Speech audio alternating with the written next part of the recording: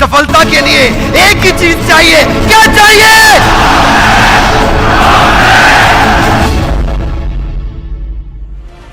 आज मैं कई ऐसे लोगों की बात कर रहा हूं जिनके जीवन से मुझे बड़ी इंस्पिरेशन मिली।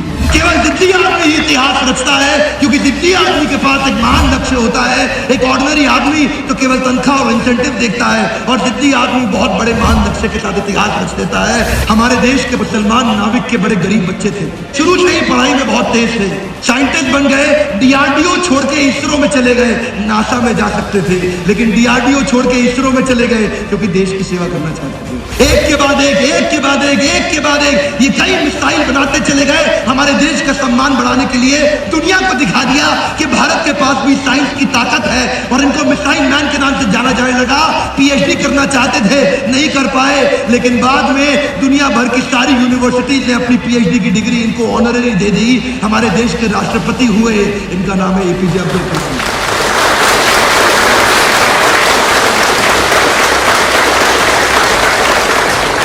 पुरी में एक और व्यक्ति है जिनसे मुझे बहुत सीखने को मिला, जो भगवत गीता को पूरी दुनिया में लेके गए। क्योंकि मैं मानता हूं बहुत सी वेस्टर्न किताबें होंगी मोटिवेशनल, लेकिन ईस्टर्न किताब पहली भगवत गीता है जो मोटिवेशनल सेमिनार दिया गया। हमारे देश के कॉन्स्टिट्यूशन में कई अमेंडमेंट हुए, 5000 साल से भगवत गीता में कोई अमेंडमेंट नहीं हुआ।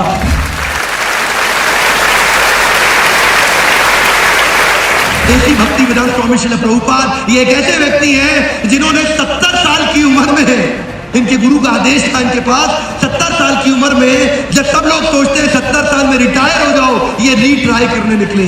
70 साल में क्या करना चाहिए? कम ऑन, रीट्राई करना चाहिए। लाउडली क्या करना चाहिए? क्या करना चाहिए? 70 साल की उम्र में रीट्राई किया, और ये चाहते थे कि मैं भगवत गीता को पूरी दुनिया में लेके जाऊं। और उसके बाद श्रील प्रभुपाद पहली बार अमेरिका गए। 70 साल की बूढ़ी उम्र में 3 बार इनको हार्ट अटैक आया, शरीर साथ नहीं दे रहा था, सीड कैपिटल नहीं था, ग्रोथ कैपिटल नहीं था। $5 हाथ में लेके गए, ना वेंचर कैपिटलिस्ट ने पैसा दिया, ना बैंक्स ने लोन दिया, ना एम्प्लॉइज थे, ना एचआर पॉलिसी थी, ना इंसेंटिव थे।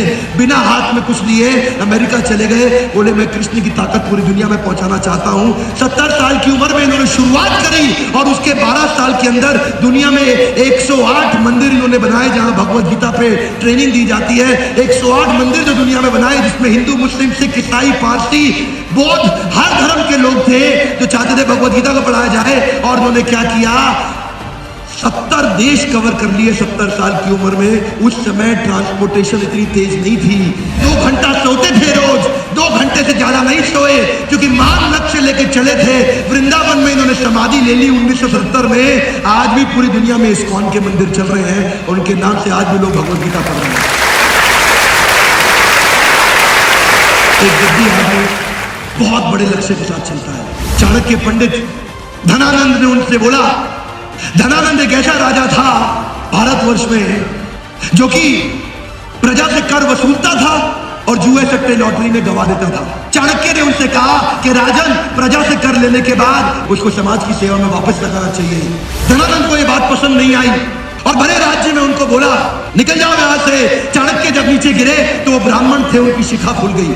उठने के बाद उन्होंने संकल्प लिया, जब तक तेरे पूरे साम्राज्य को समाप्त करके अखंड भारत के अंदर एक महान राजा नहीं ला दूंगा, तब तक मैं ये शिखा नहीं बांधूंगा। क्योंकि चाणक्य अखंड भारत का निर्माण करना चाहते थे। चाणक्य ने, छोटा सा बच्चा था चंदू, जिसको चाणक्य पंडित ने उठाया, चंदू को चंद्रगुप्त नाम दिया, और उसकी मां मूरा को मौर्य डायनेस्टी का नाम दिया।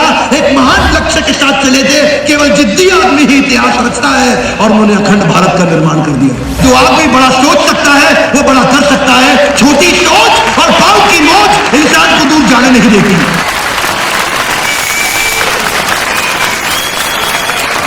सफलता के लिए एक ही चीज चाहिए। क्या चाहिए?